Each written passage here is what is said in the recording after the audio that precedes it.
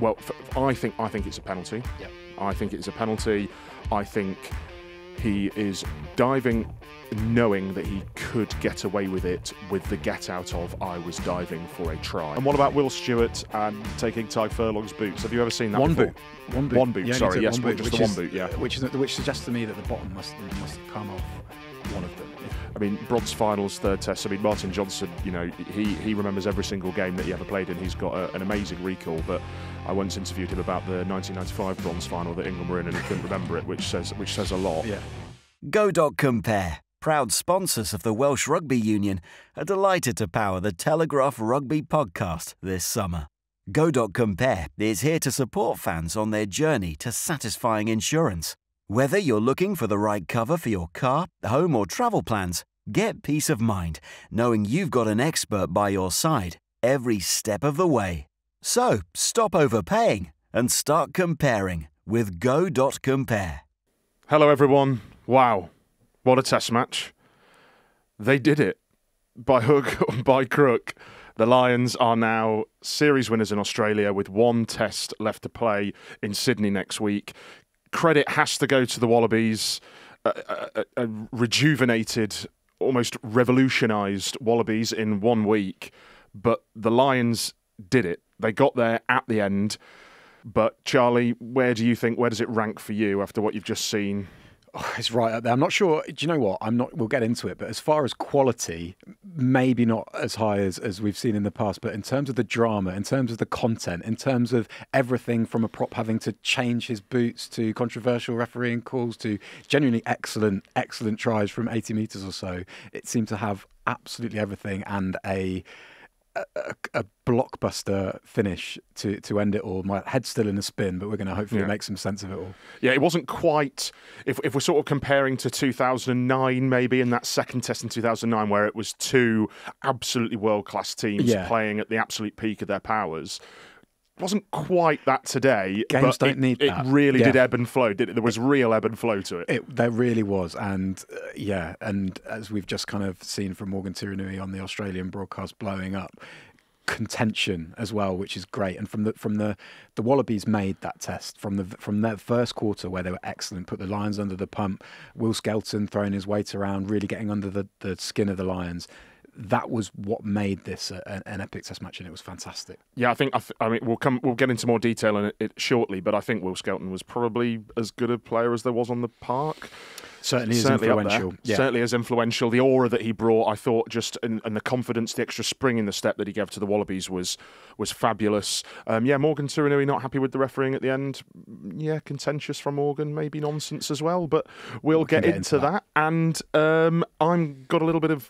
I've got about 30 seconds here to be very, very smug, because last week I went Lions by 8 and they won by 8, and today I went Lions by 3 and they won by 3. So I've not won any money for it, but yeah. I would like to totally deny any claims that I was supporting the Wallabies on the back of my prediction that they'd win out of pure smugness and spite, but no. Right, so let's get into it then. It was a test that had everything: twists, turns, ebbs, flows, controversy. Now, two of the Lions' tries, they required some refereeing, let's say.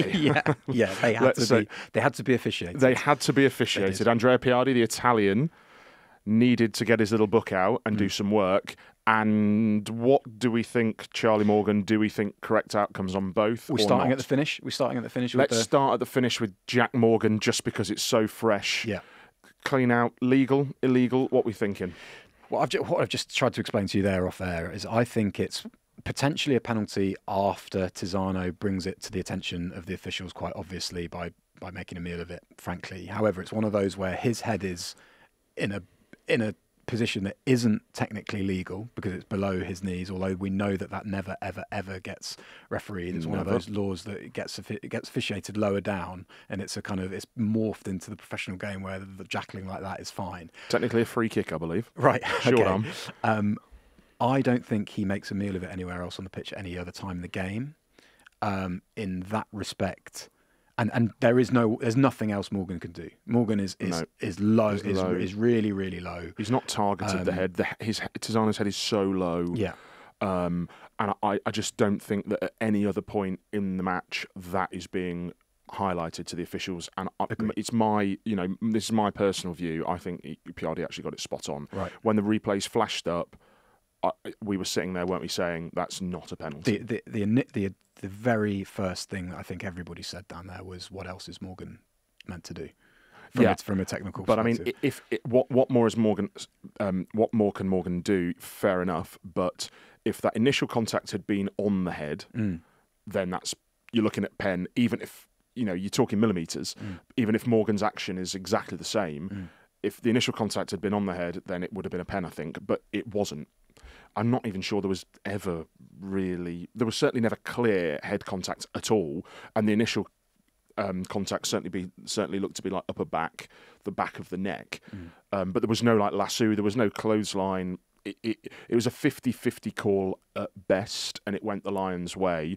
It wasn't a howler by any stretch, I don't think. Rewinding to the first quarter, Dan Sheehan's try, I think we have the same, we share the same view on that, but it's a different view, isn't it? Talk me through that one. Well, I think it's a penalty. Yep. I think it is a penalty. I think he is diving knowing that he could get away with it with the get out of I was diving for a try, which is legal. Yeah. But I think he has leaped over would-be tacklers and deliberately. That trumps diving because you're allowed to dive to score in the action, as we often see from wings in a technique brought in from rugby league. The most egregious, if you can call it that, the most sort of eye-catching one I can remember. Do you remember Johnny May? Johnny May, I was going to say exactly the same thing. Against COVID France? Game against Italy. Italy, a blue team, definitely a blue team. Just looked really odd. Yeah, and he got away with it, didn't he? Because it was in the act of scoring. But again, he has hurdled a tackler. He wasn't diving to score. He was jumping over a tackler that then also just happened to be him diving to score. I would go as far to say that the Lions have set that up deliberately because it's a tap penalty, and if you rewind a few seconds, and Dan Sheehan had done this earlier in the tour, he taps the penalty and basically burrows in to set up a ruck, and they try and play off that second ruck. And Conan knocked on today, didn't he? I think that might have been another time, but they went blind, definitely. But yeah, and then this time Sheehan sort of anticipating the two, and it's Parecki and Slipper that basically go for the Luke Cowan-Dickey style chop tackle, and he gets over those. So yeah, I agree with you on that. Let's move it on because it feels a bit sad to be talking about refereeing rulings after what was an epic test with so much else in it. Let's go back right to how Australia started, almost a role reversal of how the Lions suffocated Australia for the first 20. Apart from I remember I sort of posted on social media that Australia had been really alert and assertive, and there's been a bit more sort of viciousness about them around this start. And then I forgot that actually they'd gaffed the first kickoff, and then the second restart there as well. And then between those things, there was another irony there. I mean, the irony of all ironies was the restart and kickoffs have been probably the Lions' worst area for the entire tour. Yeah. And then in the first 15 minutes today, it was their only positives. Russell was fantastic, actually, out of hand. Unbelievable kicking from dead ball situations all game. He skewed one out on the full. Didn't he? But off the tee, both fly halves missed a couple, didn't they? I think on a wet surface though, his restarts were all landings just inside the touchline, and he went for broke on the touch finders for the penalties, which ended up being extremely important. Well, that one just before half time was killer when the Lions were trailing quite comfortably. I mean, we should point out here that the Lions at one point were 23-5. They were trailing by 18 points after Australia had just gone the length. And they came out, and it is a phenomenal rearguard effort. It really is. But if you're Australia, you're sitting there and you're going, how did we let that one slip away? We were 18 points up. We only scored 3 points in the second half. That never felt enough. It always felt like they were teasing the Lions back in. And really, the Lions got a foothold from the end of that passage over half-time, start of the second half and the end of the first half where they scored, and then at scrum time they got a real foothold in the game there, and they really killed all Australian momentum. Once Valentini went off, once Skelton went off, Genge came on, was excellent. Stewart, bar one penalty, was excellent.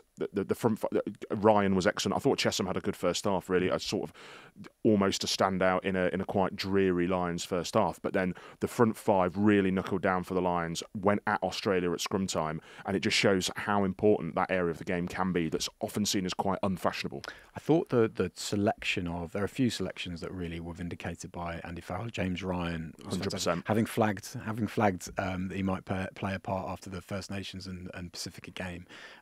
Really big in a decisive defensive set, and then he makes the carry. I think it's just before, if not on the phase before, it's very soon before when Keenan goes over for the decisive try. Gen's huge in those in turning the not necessarily turning the scrummaging exchanges around, but certainly turning the screw on the Lions side. I just don't think that Australia's start can be praised enough, because it wasn't just their carriers making dents. They were clever with the way they moved the ball to space. That try that they score directly from a restart after Freeman's yellow card is superb. That's what we really know and love, I think, about Australian rugby, that ability to move the ball to space and pick off isolated defenders in the middle of the park. So it was a rounded performance from Australia, 100%. which was so good to see. But that ball movement continued in the second half, really. They just didn't necessarily have the go forward and the momentum. You think of that break that with McWright and the Tom Curry tackle where he's come in and saved the day. And also, this is harsh to highlight him and to put the spotlight on him, because I thought he had a fabulous game. But Tom Wright had dummied and gone in that second half. He had gone round Tyburn and he passed when he should have gone himself. And that is potentially, in such tight margins as what the game has come down to, 3 points in the last minute, they are the close calls where really you have to make the right call, and he didn't.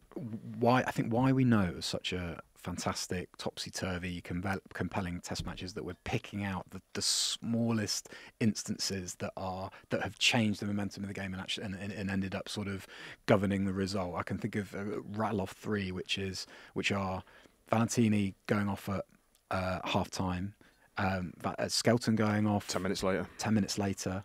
The Tom Curry tackle cannot be.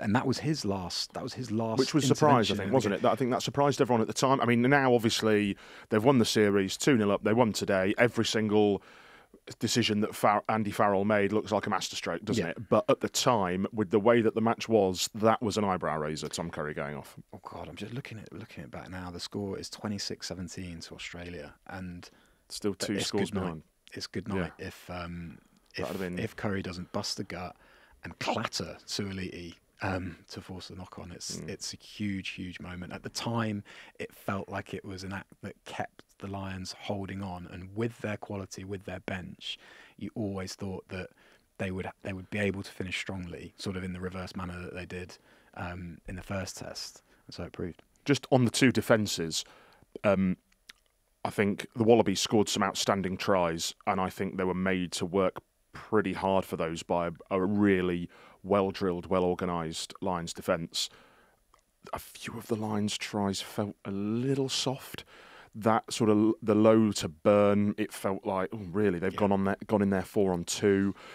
You look at Hugh Jones going through, Jorgensen was, I think, at fault for both. He gone through quite some soft tackling there. At the end, some of the defensive alignment could be questioned, and it just felt like Australia really, with the Rugby Championship going forward, need to tighten up that area of the game. Clearly, they have attacking talent, but there were question marks in some kind of in some of the defensive areas, weren't there? Yeah, we always knew there was going to be a fragility about Australia in some regards, and because they're it doesn't take a genius to work that out, given that they're sixth in the world. I think that almost accentuates how well they played in the other areas to sort of compromise for that and stay in the fight. But yeah, just an awesome test match. What Lions series are about are these psychological sort of swings, and the Lions got on the wrong end of one at the back end of the first test because they didn't quite turn the screw and really kind of punish a poor Australian start, and they sort of started the second test in that same sort of manner, and to trail for 76 minutes of it just goes to show, doesn't it? I'm sorry to bring up 2009 again, because it doesn't seem on the face of it too relevant, but actually very similar happened in 2009, where the Lions finished the first test very strongly. They were sort of well beaten, but then finished very strongly. If the match had gone on for another 10 minutes, there's an argument that they might have won, and then they started the second test incredibly strongly. And Harry Wilson took a lot of criticism for kicking the ball out at the end, and I agree with his decision to do that. But there is something that to be said for in series like this, finishing matches strongly, starting matches strongly. And I think the Lions took the foot off the gas a little bit last week in that last 20 minutes. And I think it took them a while to go through the gears again, didn't it? Yeah. Obviously too much was made of Wilson kicking the ball out. I actually thought that by stealing that line out initially, the Wallabies had sort of ended on a defiant note. Yeah. Having been defiant for most of that second half, and there was just a little bit more, as I've kind of touched on there, as well as just being physically at the races. There was some intricate stuff that went well, and they were accurate, and they played really well. They were just unfortunate to just be outlasted at the end there. Here's me singing the praises of the Lions' defence, by the way, but I suppose we should mention Jac Gordon's try and.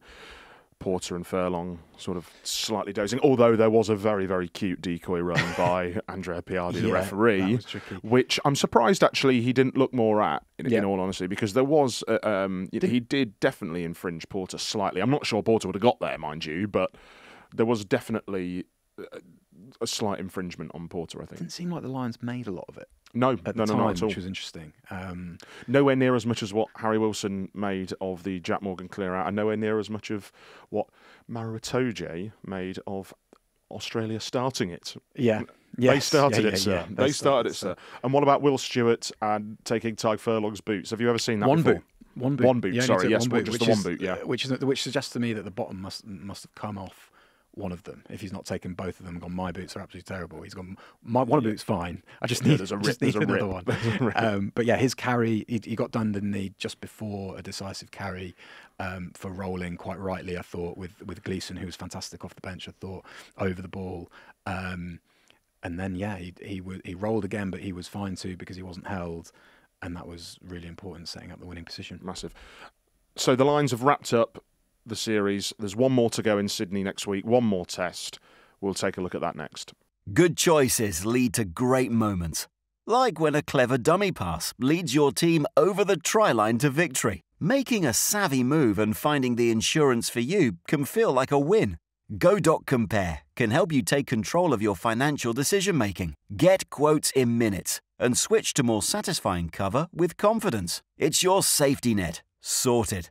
Rugby teams don't run the same moves week in, week out, so you shouldn't just let your insurance auto-renew out of habit. Explore your options and see if you can score an even better deal. Go.compare is powering the Telegraph Rugby Podcast this summer and empowering you to make savvy decisions when it comes to your finances.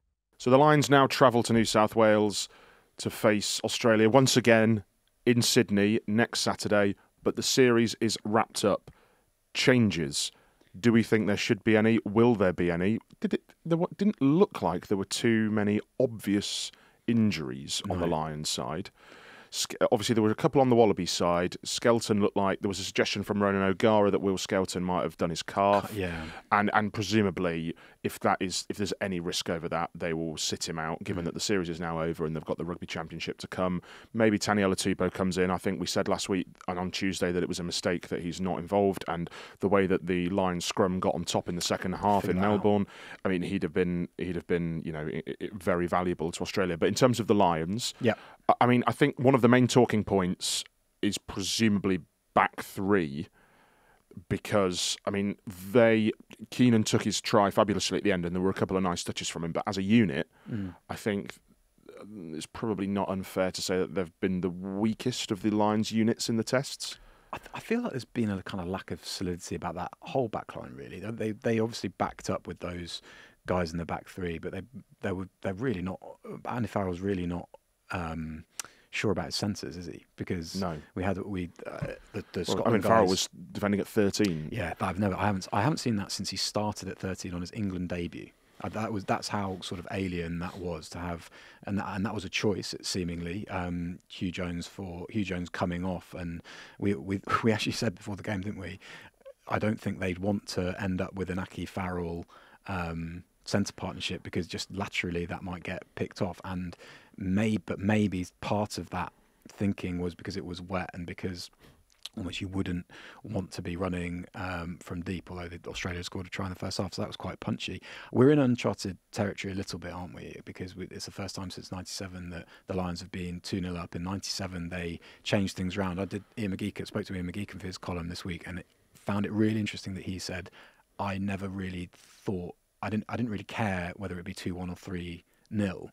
I think Andy Farrell will really want 3-0 more than he's got an opportunity to do it for a start. I completely agree, especially given the standard and the quality of this Australia side, or the perceived standard and quality of this Australia side. I thought they were, fabulous for 50, 60 minutes today, but then last week they were sort of found wanting for a large period of the game.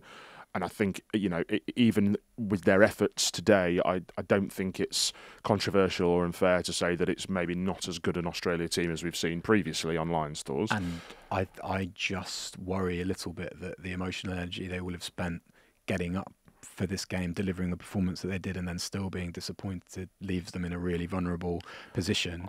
And if you're Andy Farrell and you're subconsciously or not thinking about your legacy as a Lions coach, you want to finish on a really strong, ruthless note.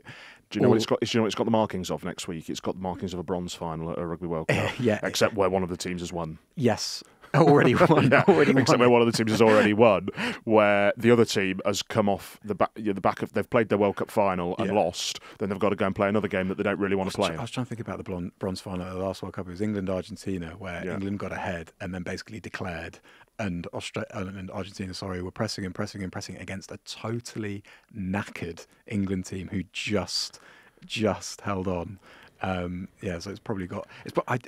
They do have those third tests. Sometimes do have the feel of a bronze final. When you think back to history, they are not as iconic. They are not as notorious. You don't remember. You don't recall as much detail about them. I mean, bronze finals, third tests. I mean, Martin Johnson. He remembers every single game that he ever played in. He's got an amazing recall. But I once interviewed him about the 1995 bronze final that England were in, and he couldn't remember it, which says a lot. Yeah. And then it's gonna have that vibe this weekend, I think, for Australia. But would you be tempted, if you were Andy Farrell, to mix anything up in the back? Do you think that they will give some guys a game? You don't think that, because you want him to go 3-0. You think he'll want to go 3-0. He doesn't strike me as at all sentimental in how he's gone about things, but I think he will have to refresh certain areas. I think Matt Hansen could really be in with a shout of coming in. I love Tommy Freeman. He was completely deserved of his spot in the Test team. He's had a fantastic season for England and Northampton. Not sure he's necessarily put the best version of Tommy Freeman out on the pitch in Australia. And Matt Hansen is a phenomenal rugby player, and I wouldn't be against seeing him. And he's looked very good on tour, Matt Hansen, before he got injured. I'd expect Ringrose to start. I think he's been trying to get. So you think he'll go Aki and Aki spent is the only thing. You think he'll go? Up. There's a chance then he might go to Pilotu and Jones just to keep it. Yeah, as ever, very interesting what he does with Owen Farrell, especially if Sione Tuipulotu is fit again, because he could start Aki and Ringrose and have Tuipulotu on the bench. And again, that would be super harsh on Hugh Jones. And we're talking about the centres again. The centres is always interesting, and throwing Owen Farrell into that mix is interesting again, because, does Owen Farrell's... I just asked you off air what you thought of Owen Farrell's cameo. I think he was bumped, wasn't he, by Harry Wilson. Had a few kind of... certainly worked hard to get back to support. Was it Kinghorn from that kick through we were talking about? And actually him standing at first receiver, which there was a lot of fuss about when he had Finn Smith, when he was alongside Finn Smith in the FMP game, helped the Lions massively. Was it his pass who put Kinghorn away on the far side towards the end of the second half? Or was he was at first receiver and Russell was a bit deeper? But Farrell going to the line with Aki on his shoulder, which just Russell gives you, with Russell further back, definitely gave them space. Just really, really interesting calls. I don't think he looked out of place so far. I think a lot's been made of his selection, and I think Andy Farrell is as good as vindicated. He came off the bench, he didn't look out of place, and the Lions won the test. So what more do you want? Yeah, no, absolutely. I think this. It would have been interesting if Finn Russell had to go off, and the Lions had a penalty to win it. Would it have been Farrell or Kinghorn? Because Farrell has not kicked goals in a long time for Racing because of his groin operation. I think we've seen there have been clips of him kicking goals in training. It seems to didn't kick any on Tuesday though, did he? It was all and then Marcus Finn. Smith. And then Marcus. No, sorry. Marcus Smith was on and off. Wasn't yeah. I think it will be as strong as the Lions can possibly go. I think in terms of the bench, I think it will be roughly the same because you had quite a few guys today. Well, there were a couple of guys. I don't think Alex Mitchell didn't get on. Did Kelleher get on? I'm just trying to remember. He did. He did. He was on. He did. And then I think that they'll keep that roughly the same, that bench. James Ryan was awesome off the bench. Yeah. Jac Morgan obviously was in the spotlight towards the end, but actually put himself about. Eyebrow raised that he came on for Tom Curry. I thought he might have come on for Jack Conan. I don't think necessarily Jack Conan did tons and tons. He worked very hard defensively. He made a lot of tackles defensively, but in terms of ball in hand, number 8, there was a lovely tip on for Tom Curry's try, but he didn't give loads of go forward, I don't think. And I still think that Ben Earl has been a bit harshly treated in terms of, he played on Tuesday, looked quite sharp, was in the first test squad, came off the bench, and then was just sort of completely binned, wasn't he? I wouldn't be upset if he was back in the frame, to be honest. Stat here from Kevin Miller, who's excellent at these. Finn Russell has now won the last 15 matches he's played in, taking in a Lions Series win, Premiership title, and the Challenge Cup trophy, the latter 2 for Bath. He's won the last 6 tests in a row against the Wallabies for Lions in Scotland, including 3 victories in Australia. Do you give him the week? A week in cotton wool stroke in the bars of Sydney, or do you go steer us to a whitewash? I think that's the sort of selection where if there's any doubt at the beginning of the week, I think there will be these tone setting meetings where they say, look, we came for 3-0 and we absolutely want our frontliners to back up guys like Gibson Park, to really ram it home and to give them a really. I think they're going to be, put it this way, I think they're going to be more annoyed in retrospect at that Argentina game at the start of the tour, aren't they? Because they could have done something really emphatic here and still can in the Test series on Aussie soil. I'm going to hark back to a question we had last week just to end this little section. Now, having seen the Lions in 2 tests against improved opposition this week, what do you think the scoreline would be at a series in South Africa or New Zealand now? I had to sit on the fence. We still don't know because they would have been battle hardened by better opposition. I think they would have won 1 maybe over a 3-test series. Do you think 1-1? I'd agree with that, I think. Yeah. I think maybe they lose the first, they get stung by an excellent side who's more cohesive, and then they find a way in the second. A bit like in 2017, in all honesty. It was probably because it was raining and I'm basic, but it did remind me a little bit of that Wellington game where the Lions were sort of fumbling around and then did eventually get over the line. It was a much better game. And there was a lot of controversy in that one as well, but thankfully today, no red card. No. Right, let's get into some questions. Thank you very much, as ever, for sending them in. First one, do me and Charlie Morgan swap shoes like Stewart and Furlong? Only one at a time, like them. Only one at a time. What size are you? 9. I'm a 13, so I've got no chance. That took me ages. Yeah, I was going to say, yeah, goodness me. Should be on the tip of my tongue. Yeah, should be. So the answer would be no on my part because they won't fit. Player of the series power rankings between Sheehan, Itoje, Curry, Byrne, Gibson Park and Hugh Jones. Wow. Sheehan top for me. There's a lot of people there. Yeah, I'd agree with that. In fact, it's actually not far. I think Tyg Byrne was excellent last week, and he was pretty good. He was pretty good today. Big moments today. He does get physically overwhelmed sometimes, is what I would say. That next bracket, Itoje, Curry, and Byrne, big moments from big players. Big moments, test match animals. Yeah, but they just put themselves about enough to. Whether it was steals, where it was, I think it was one of the penalties in the patch that the Lions had just before half time was Curry holding up a tackler long enough that when that tackle collapsed, Byrne was over the ball to Jackal and they won a really, really important penalty. I'm putting Gibson Park. Bottom. I am. Bottom. Okay. I think I'm going to put him bottom. I think maybe Finn Russell should be in this conversation as well from Taylor. Russell could be quite high up. I think I would have Gibson Park bottom out of that group of players.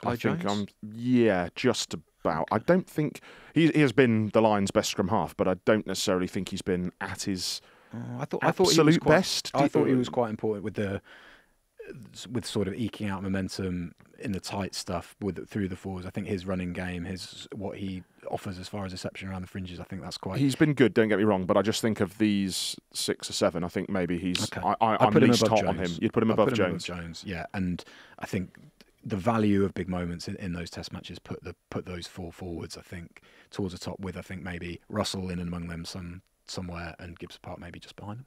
Yeah, I mean, coming into this Test series, I sort of always had a little bit of a niggling preconception in the back of my mind that Russell was prone to a few errors in big games. In the Prem final, he had a few, but he also had some massive moments as well. He had a few he did have a few here, but I think he's had fewer than I was expecting. Fewer and maybe less costly. And then Absolutely. the big moments that they have such big upside. Another question to sort of tread on the toes. Sorry, of another question from Alex. How important were Russell's kicks to touch? Huge. One, they didn't score from one, did they? But there were 2 that were particularly good as far as absolutely making sure from penalties. This is getting those 5-metre lineouts, and the one in the first half was important because they scored off the back of it. The one in the second is actually Tizano gets a really good jackal to keep the Wallabies ahead. But yeah, they're huge. If you can convert a penalty sort of around halfway to a 5-metre lineout, it's just such a weapon. The one thing that I would say, allied to my point about Russell, is his goal kicking today was not amazing. The Lions got away with it, but he's got a good one. He got one very good one, which made a big difference. Tom Liners wasn't, nothing to write home about by any stretch. But I think that's what I was getting at, is that I think sometimes there are slight areas of his game that aren't as reliable as maybe they should be. And I think the Lions, and I don't think it's been an issue for the Lions, and it wasn't today. I mean, it nearly was, but then you could say the same about Australia and Tom Liner missing some kicks, and Tom Wright, the fabulous length of the field try, almost length of the field try. Could he have gone a little bit nearer the sticks to finish it off and make the kick a little bit easier for Liner? It was a 3-point game in the end, so they would have needed something else. But we're coming back to these finer margins, aren't we? Speaking of finer margins, how big was the momentum shift of Skelton and Valentini coming off? Or was it the quick reply with 2 tries to close before half-time? Adam asks. It's all surely a cocktail. I was going to say, you throw everything into it. I think they squeezed out, given these guys hadn't played for, I think, 5 and 6 weeks respectively, wasn't it? I think they squeezed out every bit of upside that they could out of those 2, pretty much. I think Skelton, I know we've mentioned Valentini a lot and we've sung his praises, and deservedly so. I think Skelton coming off was a bigger loss than Valentini because Gleeson came on and actually really put himself about. Yeah. And they obviously changed the props at the same time. And then Tizano came on later and also really put himself about. And Skelton coming off obviously had a massive impact on the scrum, as it always was going to, because he's an absolute giant.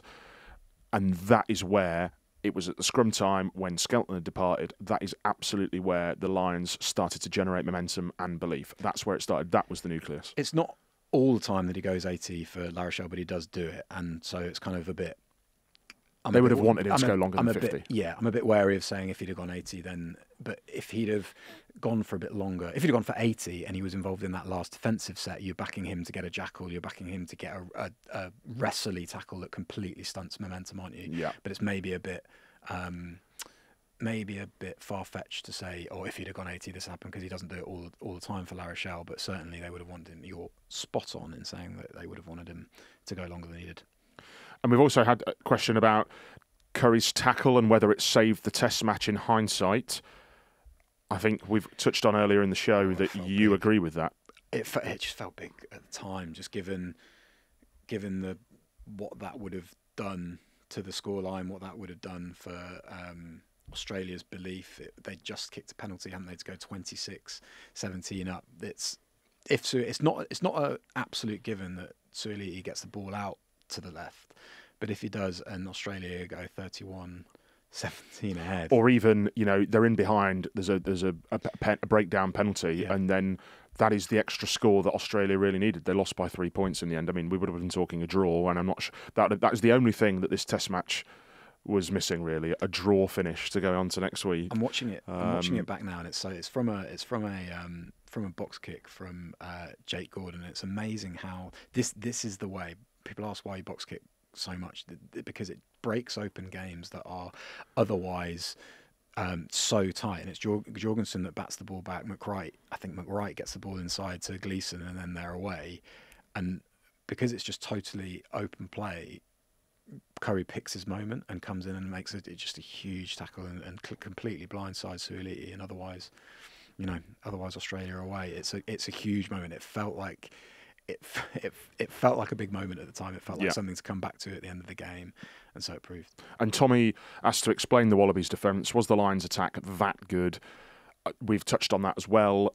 I thought that actually the Wallabies' defence wasn't that great. I think the Lions did attack well, but I think a lot of the tries were quite soft. A few of the Lions' tries were really quite soft.